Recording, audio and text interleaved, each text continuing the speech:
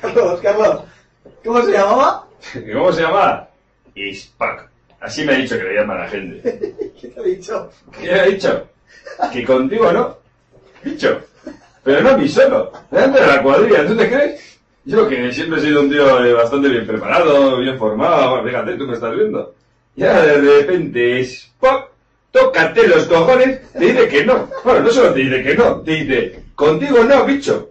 Contigo no, bicho. Podría haber sido un poco elegante y haber dicho, no me gusta tu currículum, o no es lo que buscamos, o nada, bachoqui. Pero no, tiene que decir, contigo no, bicho. Ese tío, y yo ya no quiero crispar, ni tener su vida privada, pero es que voy a tener que hacerlo. Ese independentista, ese que está todo el día con su plan, como si fuese un mesías, un telepredicador, o yo que sé qué cojones. Ese que solo crea problemas, que por su culpa me voy a tener que ir hasta Tomilloso a currar. ¡Hijo de Sabino! O sea, yo, que solo quería un trabajo. ¿Qué trabajo? Ser milibrista. ¿Qué milibrista? Solo 800 cochinos euros, solo eso. Y va Spock y me dice, contigo no, bicho. Contigo no, bicho. Solo por no saber euskera y por no tener carnet del PNV.